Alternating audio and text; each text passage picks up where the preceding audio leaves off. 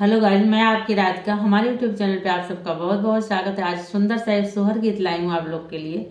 मेरे चैनल पे जो नए हों वो सब्सक्राइब कर लें चैनल को और अपना प्यार दुलार बनाए रखें और कमेंट करके भी बताइएगा गीत आप लोग को कैसा लगा। हरियर सुगवा के लाली लाली टोटिया बोलेला बोलिया, हाँ बोलेला बोलिया। सुगवा बड़ा निक लागेला बोलेला बोलिया। सुगवा बड़ा निक लागेला बोलेला बोलिया।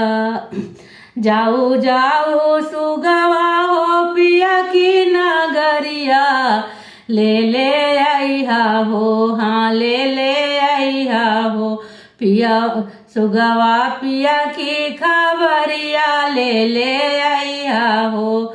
सुगवा पिया की खबरिया ले आईहा हो।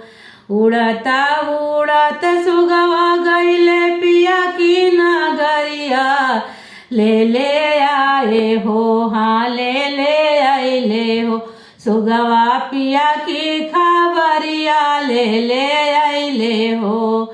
सुगवा पिया की खबरिया ले आइले हो। उड़त उड़त सुगवा गईले पिया की महलिया, ले आइले हो, हाँ ले आइले हो। सुगवा पिया की खबरिया ले आइले हो।